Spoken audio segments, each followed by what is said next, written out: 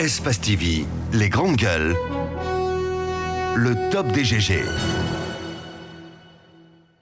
On s'intéresse à cette autre enquête, évidemment. Oui. L'autorité de l'aviation civile, un dysfonctionnement réel. Oui. Qu'est-ce qui se passe-t-il? Il se passe que je voudrais qu'on puisse quand même lancer le débat sur le fonctionnement des différents établissements publics à caractère administratif que nous avons dans notre pays, oui, qui sont quand même encadrés par la loi, qui devraient fonctionner selon un certain nombre de principes et dont le fonctionnement donc est vraiment bien régi. Si les textes sont respectés, ces EPA peuvent être des sources non seulement de pourvoyeurs de fonds, mais aussi ça peut créer beaucoup plus d'emplois. Je vais aller un peu plus vite. Le décret 186 du président de la République portant réorganisation du ministère des Transports a donc noté au niveau de l'article 7 les organismes publics du ministère des Transports, et au niveau des organismes publics du ministère des Transports, vous avez l'autorité, le premier organisme qui est cité, c'est l'autorité guinéenne de l'aviation civile. Donc l'AGAC, dont nous allons parler ce matin, le décret de réaménagement date du 23 août 2018. Alors, vous avez donc le décret 2018, numéro 233, qui a été pris pour promulguer donc tout cela. Et puis, l'AGAC donc est créé. Et ça a été donc retouché parce qu'il y a aussi un autre décret qui a été pris en 2017, cette fois-ci, portant création, attribution, organisation et fonctionnement de l'autorité de l'aviation civile AGAC. Et vous avez donc ce décret signé du président de la République qui donne toutes les informations relatives au fonctionnement de l'AGAC. Et quand vous regardez cette information au niveau de l'attribution, je vais juste lire quelques attributions. Vous avez les attributions de l'AGAC, vous avez mettre en œuvre la politique et la stratégie en matière d'aviation civile et de transport aérien définie par le gouvernement, coordonner et superviser l'ensemble des activités aéronautiques et aéroportuaires, assurer le suivi des activités des organisations internationales et régionales dont la Guinée est membre.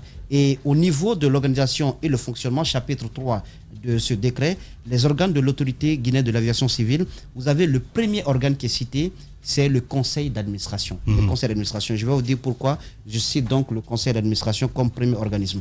Donc, à la tête, vous avez de l'AGAC, vous avez M. Kaba, El Hadj Mamadi Kaba, qui est la tête donc, de cet organisme, qui donne un peu l'organigramme de cet organisme conformément au décret dont je viens de parler. Vous avez vu à la tête, c'est noté conseil d'administration. Donc le conseil d'administration, son rôle est bien connu. C'est un peu l'organe qui délibère. Et les décisions qui sortent du conseil d'administration sont exécutoires. Donc ça contrôle également le fonctionnement notamment de la structure, et ça permet de savoir si il n'y a pas de dysfonctionnement et les fonds qui sont donnés sont réellement bien gérés. Mais il se trouve que depuis sa création, le conseil d'administration n'a pas été mis en place. Le conseil d'administration n'a pas été mis en place. Or, l'AGAC, c'est une personne morale qui s'occupe donc d'un service public, qui est différent un peu de l'État et des collectivités territoriales, mais il est rattaché à l'État, parce qu'il y a un ministère tout de même de tutelle.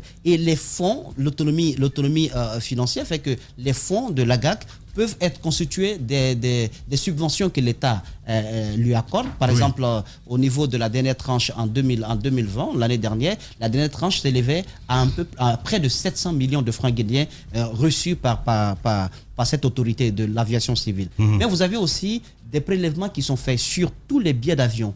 Au départ de la Guinée, il y a $5 prélevés qui entrent un peu dans la caisse de l'AGAC. L'année dernière, faites un peu le cumul, on avait près de 400 000 voyageurs au niveau de la Guinée. Donc au départ, faites un peu le calcul. Il y a d'ailleurs des tractations pour qu'on passe de $5 à $9 sur les billets qui sont prélevés. Les jets privés aussi, qui demandent des autorisations d'atterrissage et autres, c'est aux alentours de $200 la facture. Donc c'est de l'argent qui entre au niveau de cette autorité. Ne pas mettre le conseil d'administration pour gérer tout cela donne lieu à des copinages, ça donne lieu à une sorte de dilapidation. Les grandes gueules. Parce qu'il n'y a pas de contrôleur à la tête. Et c'est malheureusement ce qui se passe au niveau de l'aviation civile. Pourtant, c'est une autorité importante en matière de sûreté et de sécurité de l'aviation civile. Vous avez vu, exactement essentiel, vous avez vu au niveau de la météo, au niveau des droits des passagers, parce que quand vous regardez la composition du conseil d'administration, au niveau des membres,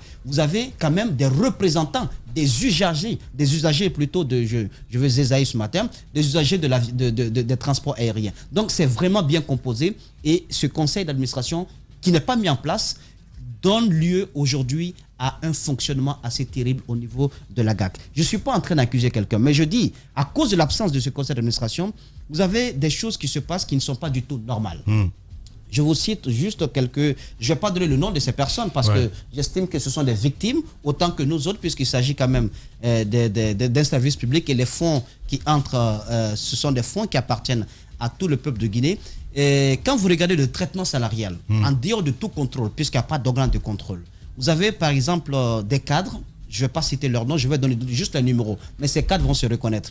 Au niveau du paiement de l'année dernière, du mois dernier plutôt, de janvier 2021, vous avez un montant de 341 475 000 qui a été donc dégagé pour assurer le paiement de salaire de tout le personnel.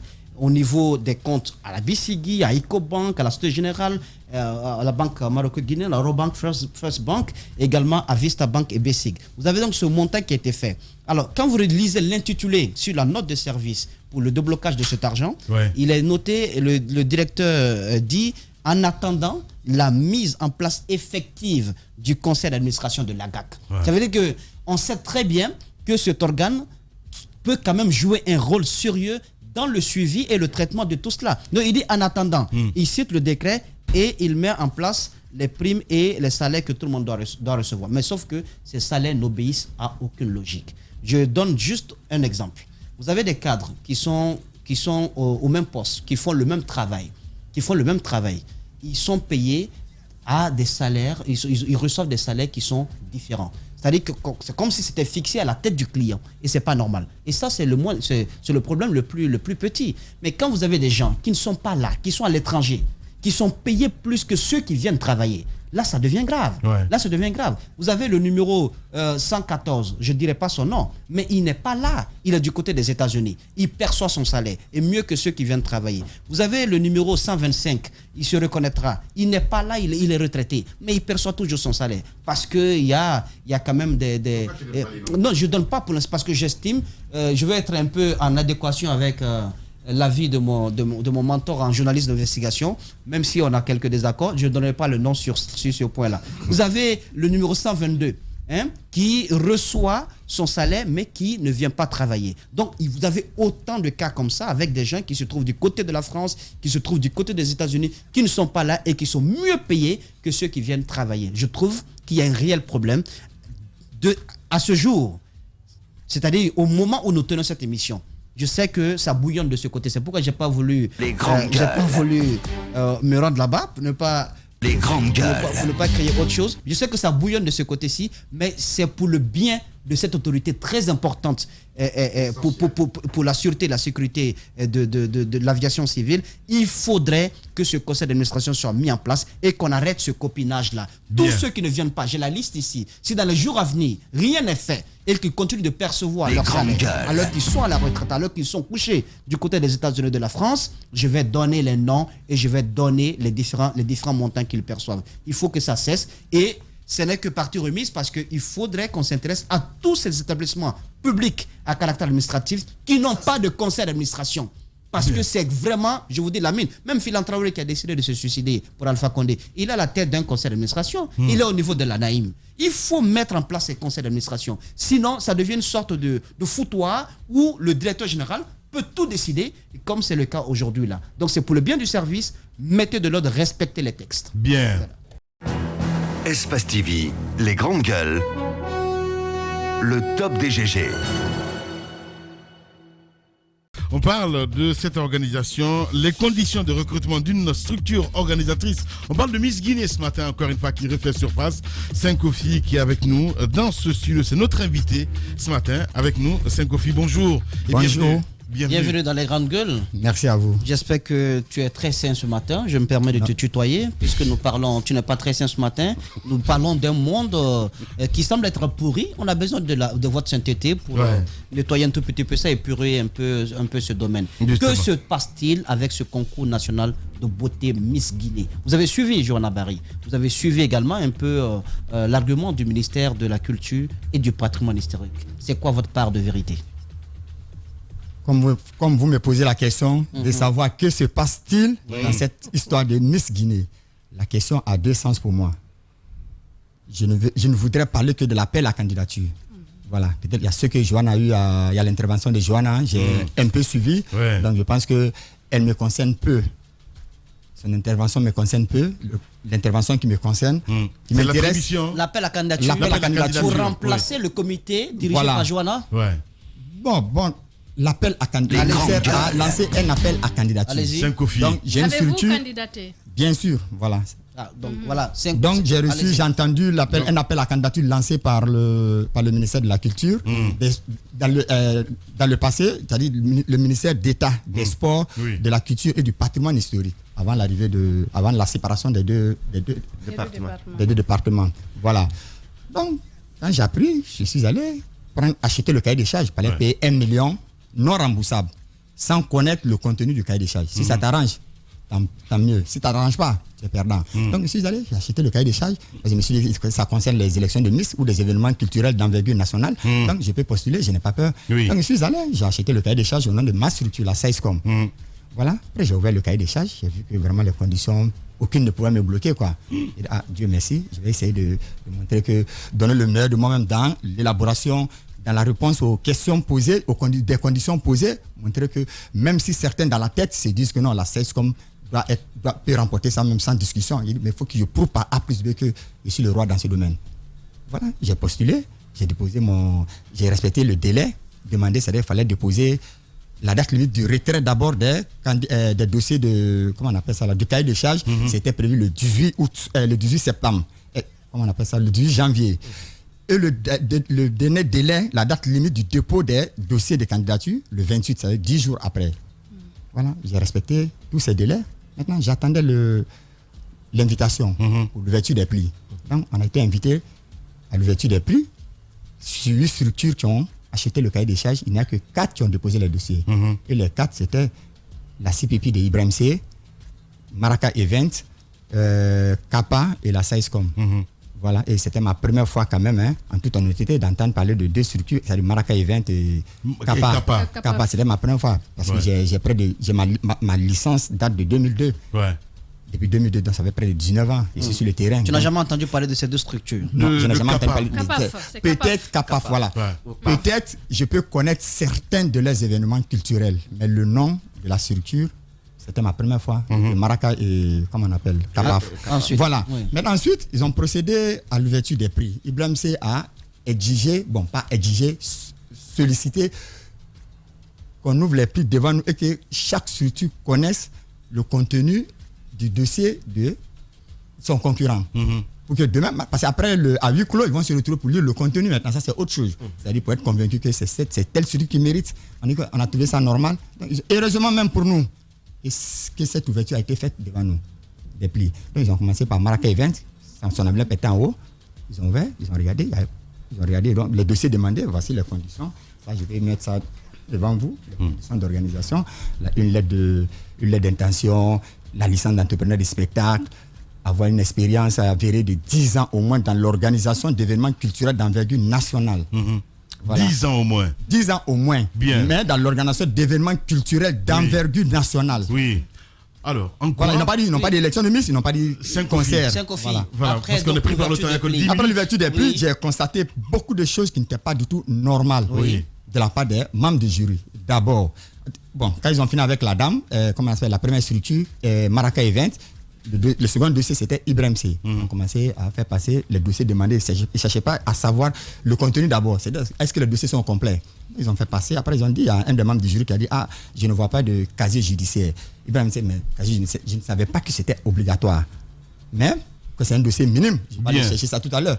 Donc, Ils ont fait passer, ils ont mis le dossier d'Ibrahim C de côté. Après, ils ont pris la troisième structure, c'était CAPAF. Ils ont commencé à faire passer les dossiers. Et c'est là, en toute honnêteté, en jurant même sur Dieu qui tient mes âmes, il y avait des choses qui n'étaient pas normales. Déjà, ils ont commencé à faire passer. Quand un membre du jury a demandé, est-ce qu'il y a une licence? Ils ont fouillé, ils n'ont pas trouvé de licence. Il n'y a pas de licence. La dame a dit, j'ai une licence, j'ai même je peux appeler pour qu'on m'envoie la licence. J'ai la photo même, il va avoir la photo dans le téléphone. Personne ne se met du dossier de l'autre. On observe et si tu as des réserves, tu attends. Au moment opportun, Donc, La dans structure le qui a dossier de remporté- CAPAF, voilà, il n'y avait pas de licence. la il n'y avait structure pas qui a de remporté. licence dans les dossiers. Les grandes Ça, c'est gueules. d'abord. Maintenant, ensuite, chacune des autres, aucune structure n'avait, comment on appelle ça, l'assurance. Bon, moi, pour ces minime, peut-être qu'elle ne savait pas comment répondre à ce critère-là, c'est-à-dire souscrire à une police d'assurance ou, comment on appelle ça, là, justifier la souscription d'une police d'assurance à responsabilité civile, c'est-à-dire pour les spectacles. Normalement, ça ne devait même pas avoir sa place. Bon, je ne peux pas être concurrent. Et puis, Vous en aviez? Non. J'en ai. Non, pas. J'ai su répondre à la chose. J'ai dit qu'on ne prend l'assurance que quand on fixe. La procédure n'était pas régulière, Sankofi. Elle n'est pas régulière parce La qu'ils ont fait. licence d'abord. Non, Oui. déjà, Les grandes gueules. manque de plusieurs documents dans Oui. les dossiers de toutes les trois structures d'abord. Oui. Pas d'elle seule. CPP, Maracay et CAPAF, elle n'avait pas la licence d'abord, elle n'avait pas peut-être l'assurance aussi. Maintenant, ça c'est avant le contenu des dossiers. Ça c'est autre chose aussi. Voilà. Non, mais Alors, si je peux Moi, je ne comprends pas. c'est Ça, CAPAF qui a été retenu. CAPAF a Qui a été été- retenu et puis, en non- dépit des En manques. catimini, en dépit de ça, Voilà. ça c'est un d'abord, mais en catimini en plus. En catimini. Pourquoi Comment en en catimini? Comment ça devrait se Mais en passer? catimini, ils ont demandé, après l'ouverture des plis, bon, ils ont fini la troisième, écoutez, ils ont fini la troisième structure, ils sont venus maintenant sur la SAISCOM. Pendant qu'ils étaient concentrés sur le dossier de la SAISCOM dont Les grandes gueules. j'ai fait 2 copies originales. J'ai gardé une en cas de, je peux justifier quoi. Donc, ils ont commencé à faire passer à licence, il y a ordonné question par question. Donc, pour faciliter le contrôle quoi, c'est-à-dire il y a un numéro 3, par exemple, ça, c'est là, tous les documents sont là. Excusez-moi 2 secondes. Non, le caractère catimini dont vous Non, parlez. catimini, comment Les grandes après gueules. avoir, ils ont regardé les documents de la SAISCOM, ils ont dit il n'y a rien qui manque. Vous comprenez? Ça d'abord, je me suis dit pour le moment, je dépasse les autres de quelques points si c'est possible parce que je suis le seul qui a tous les dossiers au complet. Ça c'est un d'abord. Maintenant après, ils vont se retrouver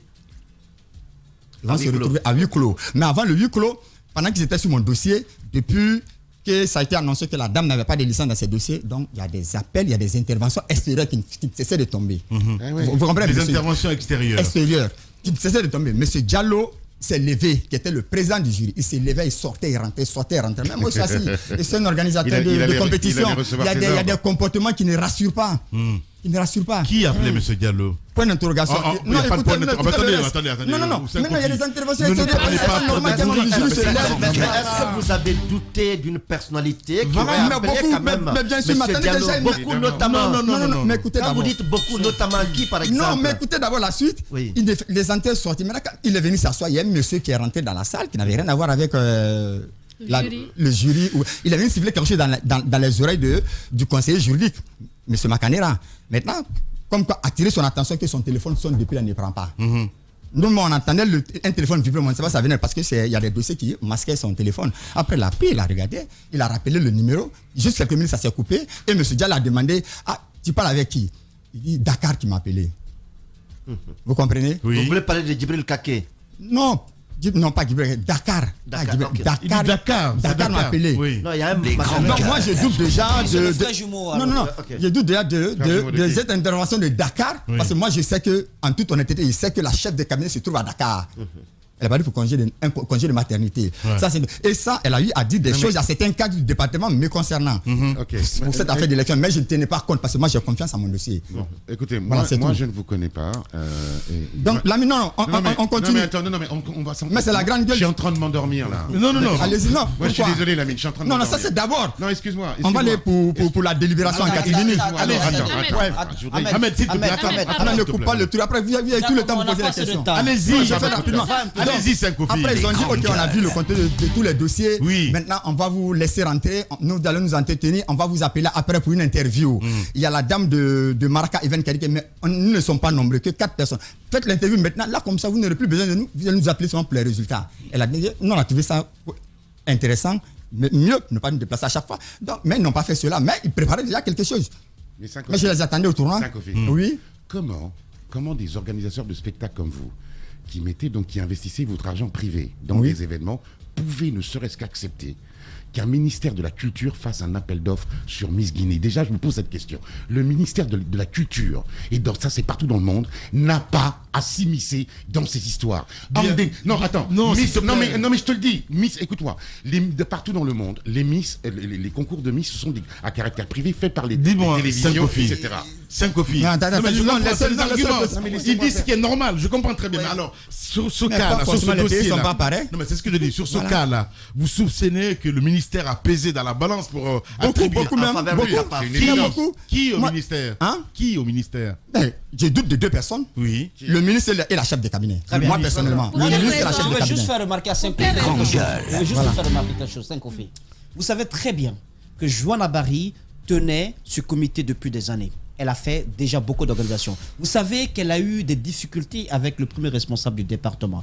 Et que c'est pour leur donner une sorte de bonne conscience qu'ils ont organisé un appel d'offres qui n'en est pas un, parce que vous venez de vous rendre compte que ça s'est passé dans des conditions assez troubles. Et vous avez quand même décidé d'y prendre part. Mais je trouve que vous n'êtes pas une victime, vous êtes un coupable, Saint-Kofi. Vous êtes un coupable. En quoi Ça, c'est pas le tribunal. C'est pas je donne mon avis. C'est pas le tribunal ici. Non, quand je dis que non, mais attention, mais attention, ne dis pas que. Non, attention. Un comité, une association. Le concours, ça dépend de votre interprétation du concours Miss Guinée. Ça dépend de votre interprétation. C'est un patrimoine national. Est-ce que vous avez trouvé normal? Vous avez trouvé normal cette l'appel à candidature? Est-ce que vous avez trouvé normal que le ministère organise cet appel d'offres et que vous soumissionnez? Ça commence là déjà. Non, mais attention. Est-ce que vous avez trouvé normal? Normal, oui. C'est le En département quoi? de tutelle. En quoi? Non, mais c'est là où vous. C'est un patrimoine national. Non, écoutez-moi. Attendez, non, c'est là où vous attention. avez. Écoutez-moi. Non, je ne suis pas d'accord avec vous. Écoutez-moi. Non, mais dans attendez. une économie de marché. Je vous ai. Non, écoutez-moi. C'est-à-dire, moi-même, je suis candidat, mais le ministère a mal fait il peut confier l'appel à candidature à un cabinet privé. Voilà. Non, attention. Mais c'est le ministère, c'est sur la tutelle du ministère. Un cabinet privé. C'est ce qu'ils n'ont pas fait dans normal. Voilà. Allez-y, Ahmed. Écoutez-moi. Allez-y, Ahmed. C'est là où vous avez une mentalité d'assister dans un pays. Non, assister comment? Non, ne me décevez pas. Est-ce que je vous ai interrompu une seule fois? Non. Vous prenez peut-être l'exemple sur peut-être la société Miss France. Vous me laissez terminer. La France, c'est la France, la Guinée, c'est la Guinée. La Côte d'Ivoire, c'est la Côte d'Ivoire. M'avez-vous entendu? Attendez. Attendez.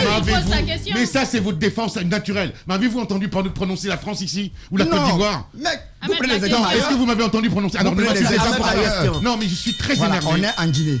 Alors, la Guinée, écoutez-moi, la Guinée, le concours Miss Guinée, normalement, il doit être diffusé à l'international. Donc ne me dites pas on est en Guinée. La Guinée, le concours Miss Guinée, écoutez-moi jusqu'au bout. Je vous écoute. Le concours Miss Guinée est le reflet. L'âme, les femmes sont le reflet d'une nation. On est d'accord? Le concours Miss Guinée, il est suivi à l'international, que ce soit en France, au Canada, en Côte d'Ivoire, dont vous dénoncez, et au Sénégal. Et il me semble que normalement, une nation, dans vos métiers, qui sont les métiers de spectacle, vous devriez prendre exemple et modèle sur les meilleurs. Moi, je vais vous dire, en tant que téléspectateur, quand je regarde Miss Guinée, je m'endors. Parce que c'est fait façon années 60, on ne comprend rien, on a... Attends, je finis. Non, je veux finir. Parce que là, ça me met en colère. Oui, on parle. Non, excuse-moi. On parle de la représentation. C'est pas lui qu'il faut dire ça. Non, mais justement, on est en train de parler de la procédure là. Il va prendre pour les autres. On est en train de parler de la procédure.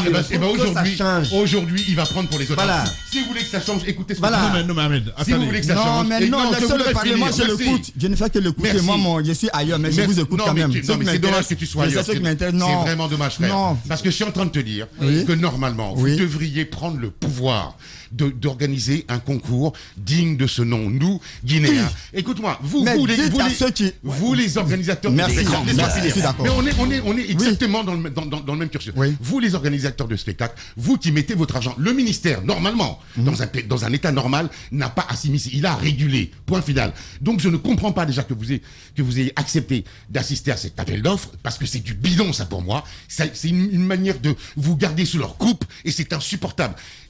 Je vais vous dire une chose. Le concours Miss Guinée devrait générer de l'argent. Il devrait vendre la Guinée à l'international. Moi, je vais vous donner un seul exemple. Diaka Camara, qui organise Top Model.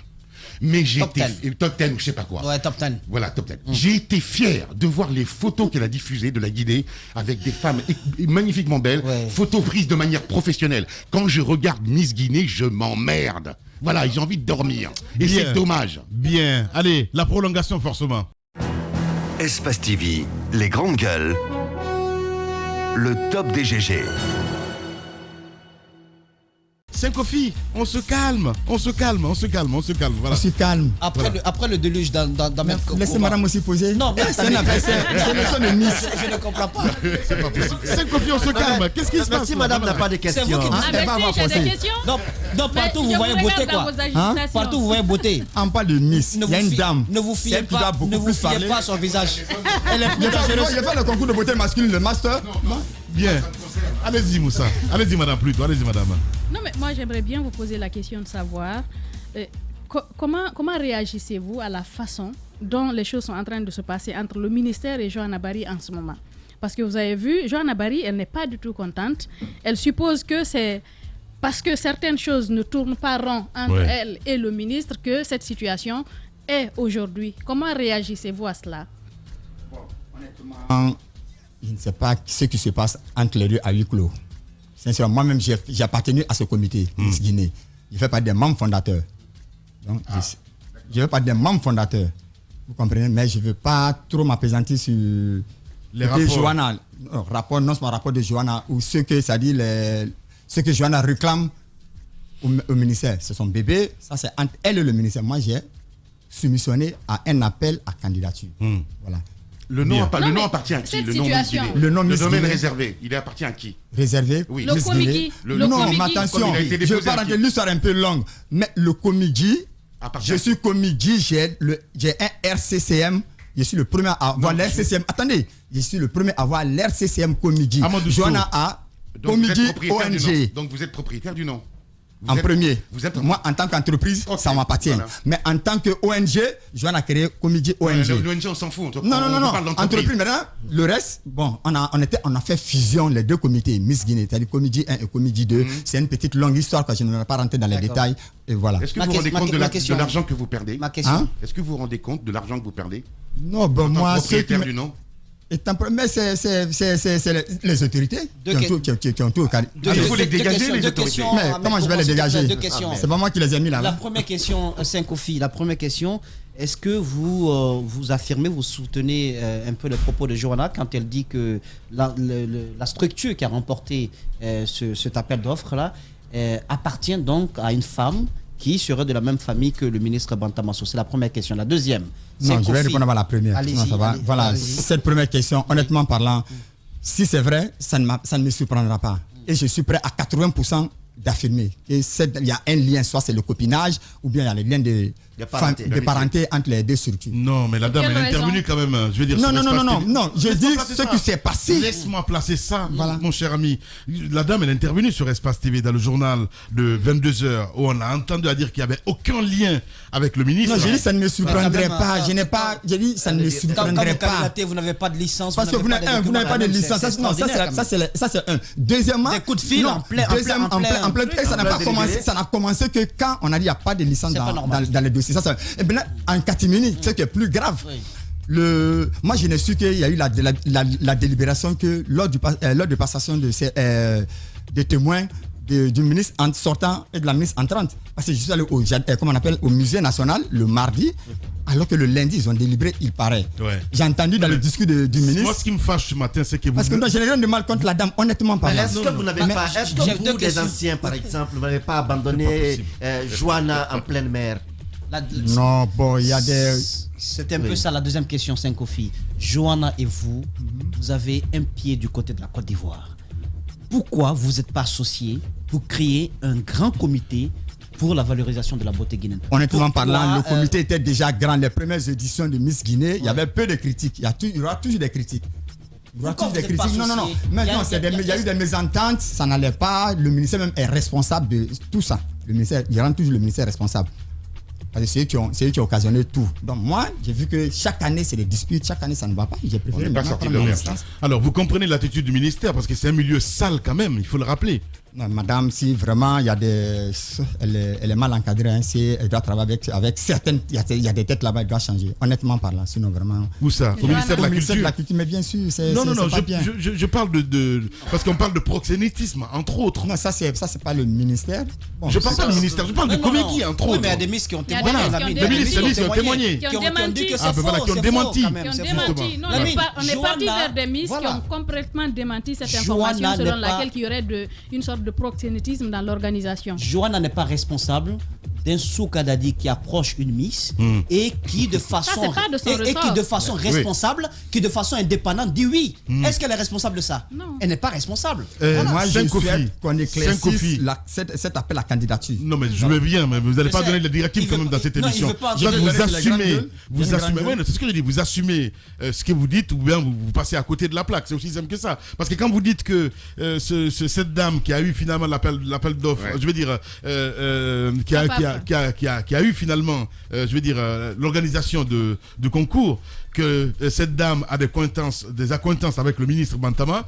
Après, vous dites non, mais c'est pas sûr. Non, je comprends pas. Que ce n'est pas sûr. Regardez, ce n'est pas simplement la licence qui manquait. Elle ne remplit pas.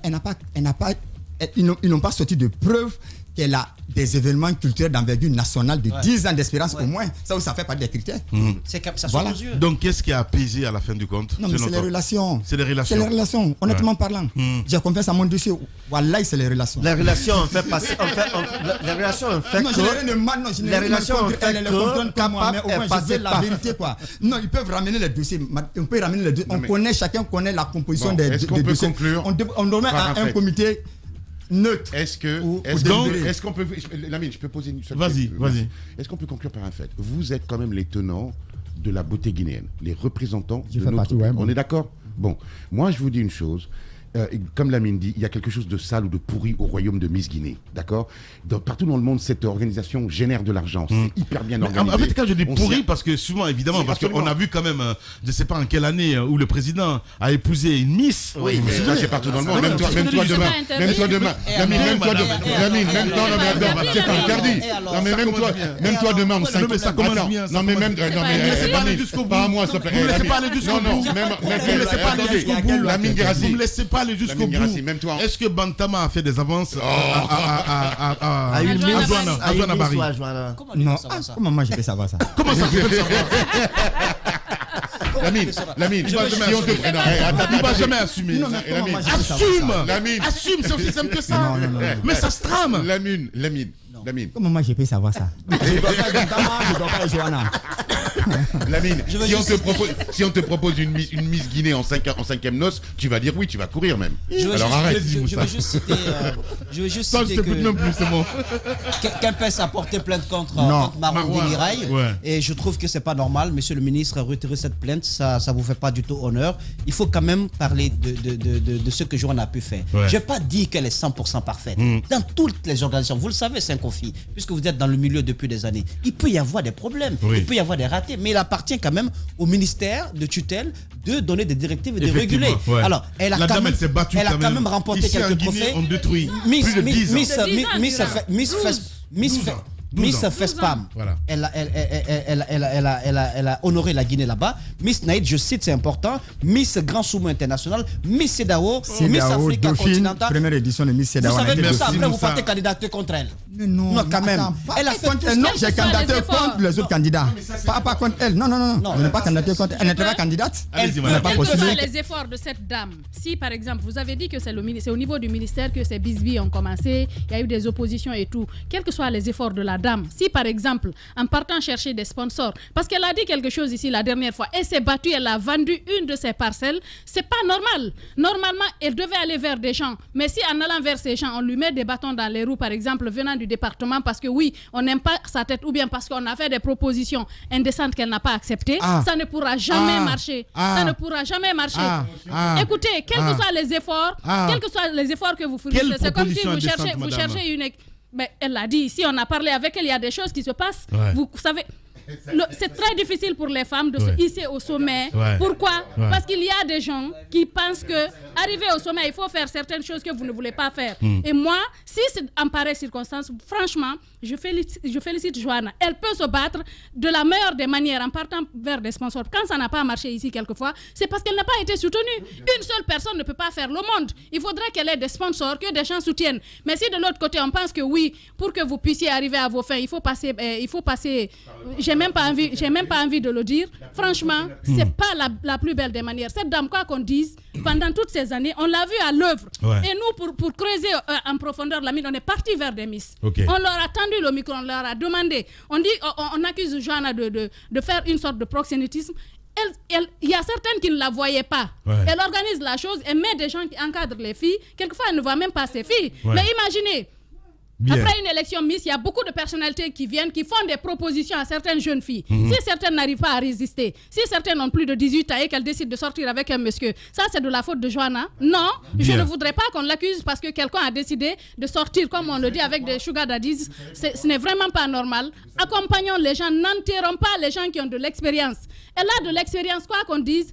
Les gens n'ont qu'à accepter de l'accompagner. Si on ne peut pas le faire, qu'on ne l'enterre pas en racontant du n'importe quoi sur elle, parce qu'aujourd'hui, on veut se passer de son travail. Ce n'est pas la façon d'accompagner les gens dans ce pays. Je suis à 100% d'accord avec vous. Le problème dans ce pays, là où le bas blesse, vous avez Miss Guinée qui est organisée sous la tutelle de monsieur ou du ministère de la Culture, ce qui ne devrait pas être le cas.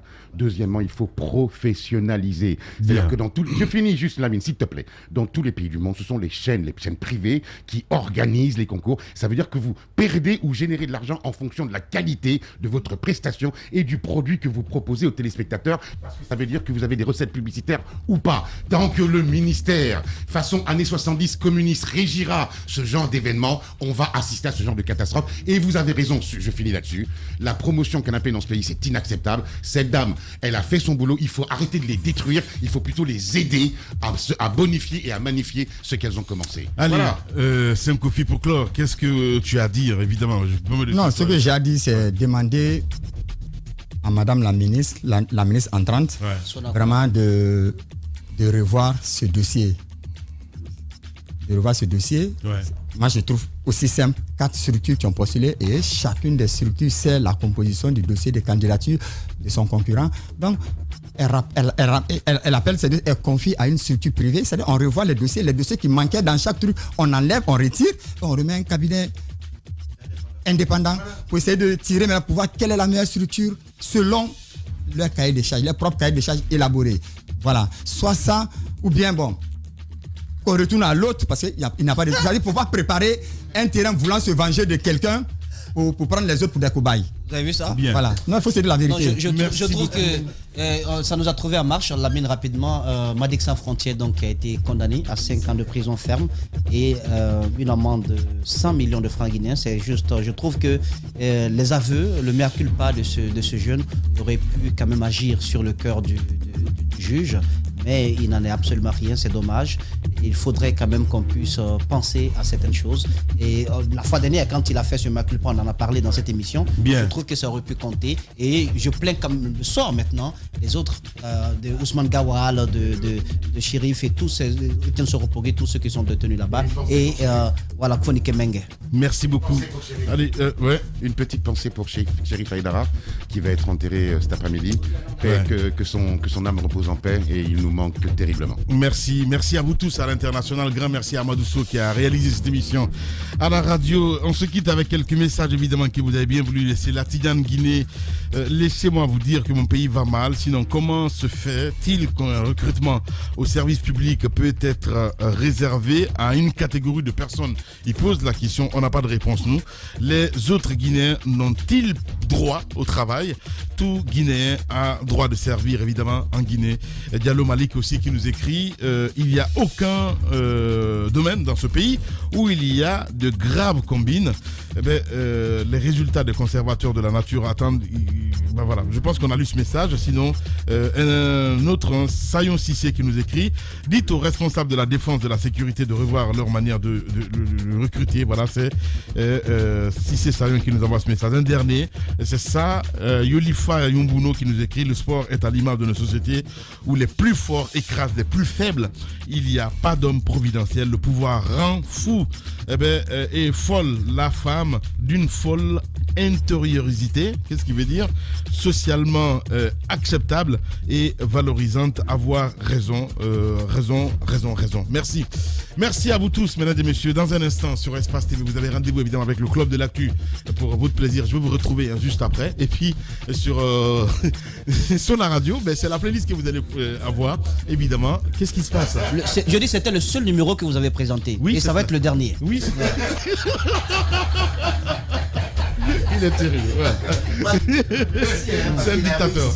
Non, ça va aller. Moi, je lui dis quand même il merci. Il peut pas être partout. C'est l'émission. C'est mon oncle qui prend les rênes de cette émission. C'est fini, Lamine, vous ne pouvez pas être partout. C'est comme ça que tu me remercies. C'est comme ça, regarde. C'est comme ça que tu me remercies. Il a sa tête partout. Merci. C'est comme ça que tu me remercies. Vous ne présentez plus cette émission. Tu deviens un despote. Tu deviens un despote. C'est le DG qui a parlé. Lamine dira. Espace TV, les grandes gueules. Le top des GG. Évidemment, Madic Sans Frontières, on l'a appris hier ici, en direct dans les grandes gueules. Oui, d'autant plus que le procureur avait requis 10 ans de prison pendant le réquisitoire.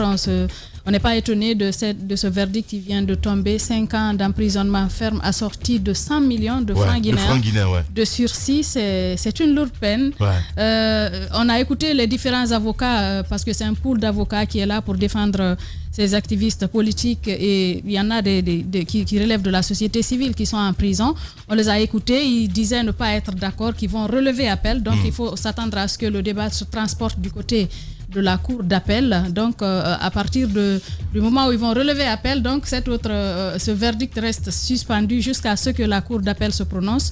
Et donc peut-être qu'il faut espérer, la famille, certainement le père qu'on va joindre tout à l'heure, va nous dire ses espoirs quand la procédure va se transporter du côté de la cour d'appel. Comme vous l'avez dit, c'est pas le premier activiste. On a vu le cas de Fonike Mengue déjà, qui a écopé de 11 mois alors qu'il a passé, je crois, déjà 4 mois en détention. Donc il lui reste pratiquement 7 mois encore avant de parler de liberté. Que va-t-il se passer avec les autres? En tout cas, beaucoup espéraient, beaucoup pensaient que, notamment avec le cas Madic Sans Frontières, qu'après avoir fait des aveux, après avoir demandé pardon au chef de l'État, peut-être que la peine allait être allégée, mais après la réquisition, le procureur a dit clairement que ces aveux ne l'intéressent pas, qu'il défend le ministère public. Le procureur a appliqué la règle de quelqu'un qui reconnaît son tort et à moitié pardonné. À moitié pardonné, donc de 10 ans, ils sont descendus à 5 ans. À 5 ans. Plutôt le juge. Parce que c'est pas le procureur, c'est le juge qui prononce le verdict. Voilà. Allez, en direct ce matin, Mamadou Condé, il est chez les GG. Les grandes gueules. Monsieur Condé, bonjour. Bonjour, ça va? Ça va, Dieu merci. Nous vous avons vu hier au tribunal de Dixine pour vivre ce procès, donc ce verdict qui condamne votre fils. Est-ce qu'aujourd'hui, après tout ce que vous avez fait... Bonjour, vous êtes à l'antenne là, monsieur Condé. Allez-y, Jacques. Vous nous écoutez? Je suis en train de poser la question. J'ai dit, après toutes les démarches que vous avez menées jusqu'ici et puis... Attends, vous parlez à la fois là. C'est une seule personne qui parle. Diminuez le volume de votre poste radio à côté. Je crois que ça va nous aider. Ouais, mais diminuez le volume de votre poste radio. C'est pourquoi vous nous entendez beaucoup à la fois. J'ai dit vous parlez. Voilà, 2 personnes. Allez, on a du mal, voilà, on a du mal. Et malheureusement, on n'a pas beaucoup de temps, donc c'est de comprendre ce qui se passe. Hier, votre fils a été condamné donc à 5 ans de prison ferme. Eh bien, votre message ce matin, monsieur Condé? Il y a une aussi de votre radio. Voilà.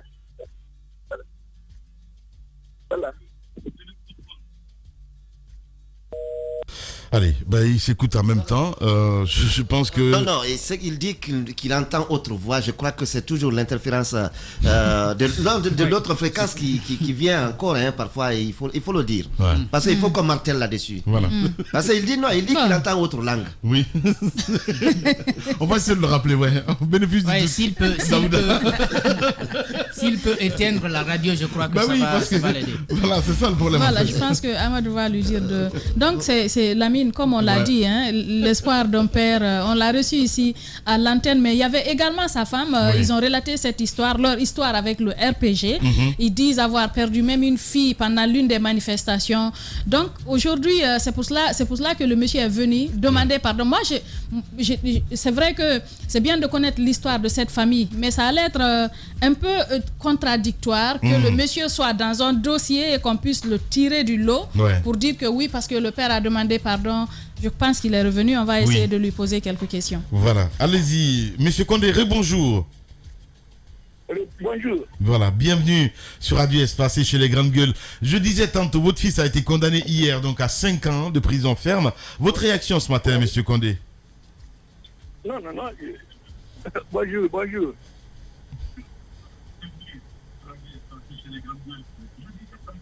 Il s'écoute.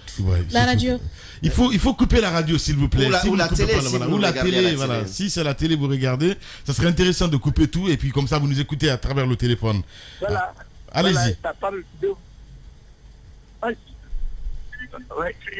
On va pas s'entendre, hein. Amadou, ça serait mieux de l'inviter dans ce studio, voilà, parce que là c'est compliqué. Voilà, on va essayer de passer à cet autre sujet, évidemment, d'un père à un autre, hein, donc on va essayer de joindre maintenant le père de Almami Agibou Diallo, parce que là aussi, comme par enchantement, porté disparu, et puis on le trouve à la maison centrale. Almami Agibou Diallo, il faut bien rappeler, il avait été accusé avec d'autres compatriotes dans l'affaire dite de l'attaque du domicile privé du chef de l'État en 2011. Oui. Et après le procès, lui, il avait écopé des 15 ans de réclusion criminelle. Il était même en prison et puis il a profité pour écrire un livre, tout ça. Et en 2019, il a bénéficié d'une grâce présidentielle. Donc, depuis quelques mois, il était porté disparu. On ne savait pas trop ce qui se passait. Finalement, son père a alerté la presse. De communication en communication, on lui a fait savoir que Agibou se trouvait du côté de la maison centrale. Hier, il est allé, il n'a pas pris énormément de temps avec lui, une brève rencontre avec son fils, et puis il est ressorti. Je crois qu'il y a beaucoup d'incompréhension jusqu'à aujourd'hui. On dit qu'il a de nouveaux ennuis judiciaires. On ne sait pas trop ce qu'on lui reproche pour l'instant. Voilà. Allez, et il est en direct ce matin chez les GG. Monsieur Diallo, bonjour. Bonjour, monsieur. Bienvenue sur Radio Espace dans cette émission Les Grandes Gueules. Allez-y, madame. Dites-nous, monsieur Diallo, vous avez pu finalement rencontrer votre fils hier. Que lui reproche-t-on? Bon, comme c'était bref, il m'a dit que quand même on l'accuse de détention d'armes, de ceci, cela. En tout cas, il dit tout ce qu'on a dit sur Ousmane Gawal, que Maître Fabou a dit qu'il va mettre la même chose. Je dis d'accord. Et j'étais en compagnie de Maître Béa. Allô? Oui, vous êtes à l'antenne. Vous êtes à l'antenne. Allez-y, monsieur Diallo. Voilà. Bon, moi, depuis le mois de septembre, j'ai perdu mon fils de vue. Et comme il se couche avec son jeune frère de lait équipé, à un moment, ils sont venus, ils l'ont appelé. Je ne sais pas qui l'a appelé par téléphone. Il est parti. Au retour maintenant, au lieu de 21h, ils reviennent à minuit et 1h du matin. Cette fois-ci, il était accompagné des hommes en uniforme. Celui qui est arrivé taper à la porte à son jeune frère, il dit d'ouvrir. Il ouvre, l'enfant ouvre, il voit beaucoup d'hommes en uniforme à côté de son frère. Ils sont rentrés, ils ont soulevé tout ce qui est dans la maison, le matelas, tout là. Mais cette fois-ci, ils sont partis, ils se sont retournés avec lui.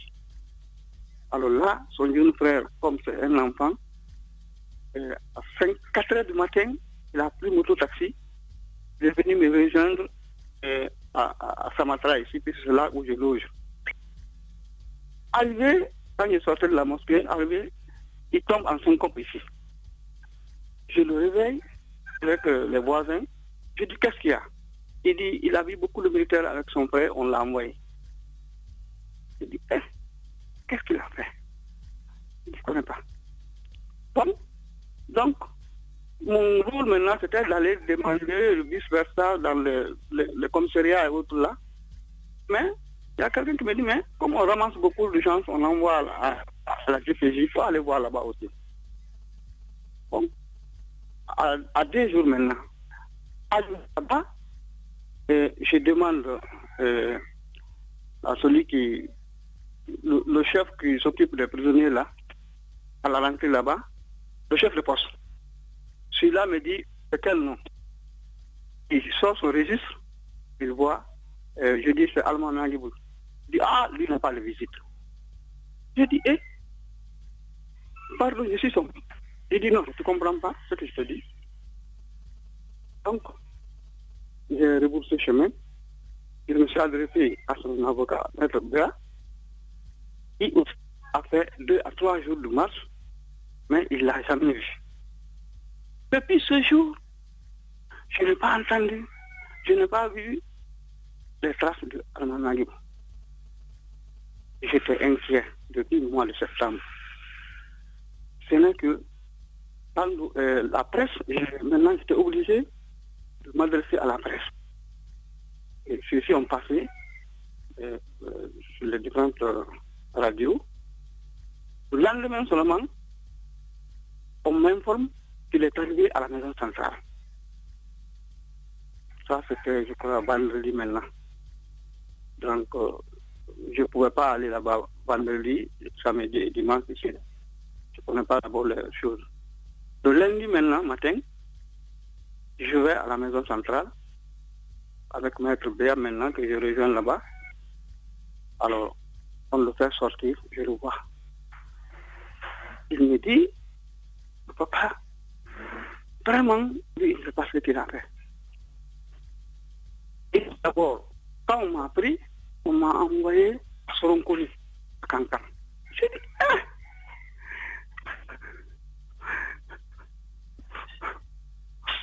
Ouais. Je dis, Soronkoli. Il dit oui.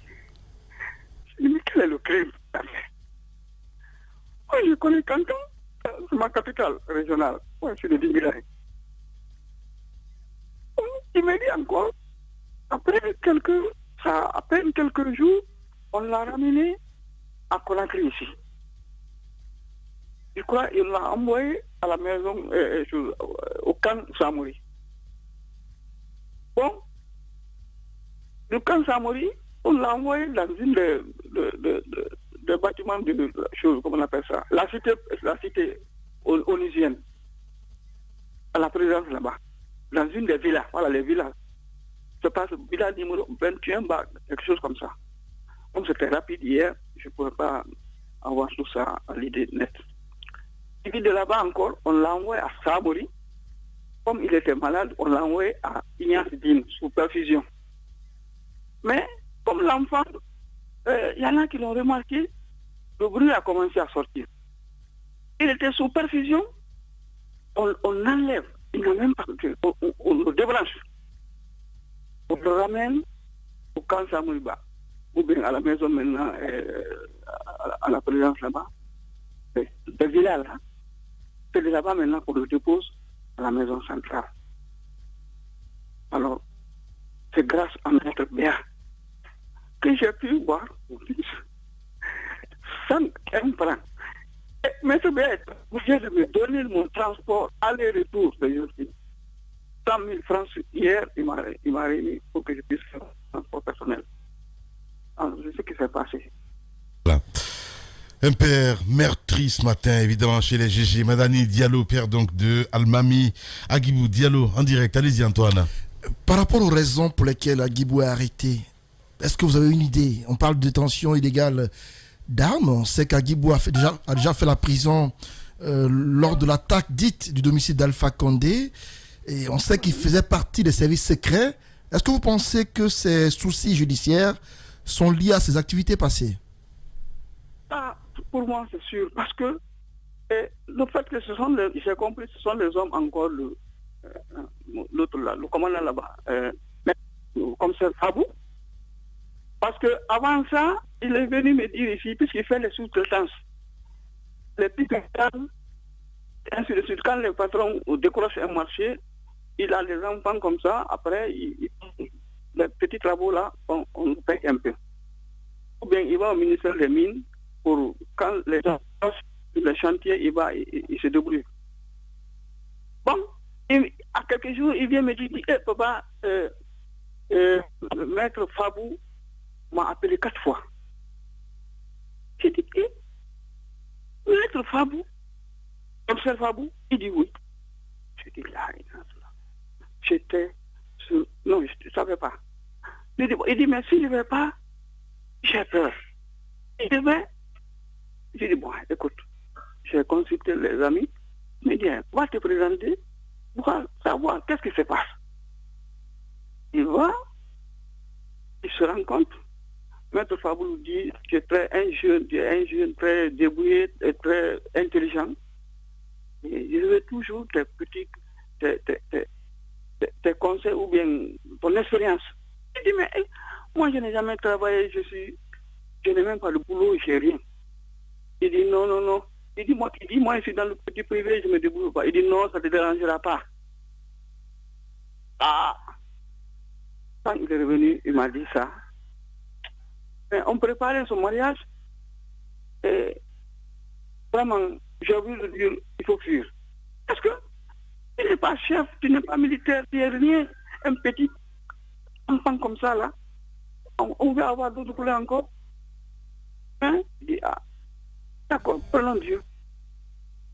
C'est dans ces moments-là, à un mois maintenant de ça, qu'il est venu, on l'a enlevé. C'est tout ce que je sais. Mais Maître Béa saura qu'est-ce qu'il faut faire. Parce que c'est mon avocat, il sait, je n'ai rien. Il a fait tout ça. Même il a fait dit qu'il m'a remis mon transport 100 000 francs. Bien. Oui. Merci beaucoup en tout cas, M. Diallo, d'avoir accepté notre invitation ce matin et surtout bon courage. On va suivre cette affaire de plus près. Merci de nous rejoindre sur Radio Espace. Espace TV, les grandes gueules, le top des GG.